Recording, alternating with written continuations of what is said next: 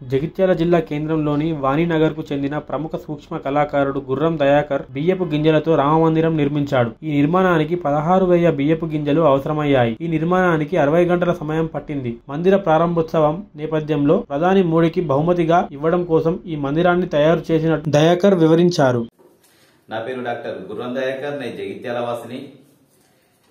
16,000 బియ్యపు గింజలతో ఈ రామ మందిరాన్ని నేను నిర్మించాను. దీని నిర్మాణానికి నాకు దాదాపు 60 గంటల సమయం పట్టింది.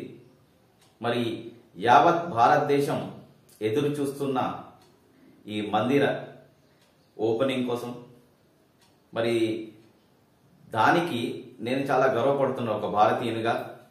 ఎందుకంటే మన సంస్కృతి, మన సనాతన ధర్మం, మరి మన రాముని యొక్క మందిరం ఎన్నో సంవత్సరాలు వెయిట్ చేశాం, కానీ ఈ రోజుకు అది నెరవేరుతుంది. కాబట్టి ఈ సందర్భంగా ఎంతోమంది ఈ మందిర నిర్మాణానికి ఎన్నో సంవత్సరాల నుంచి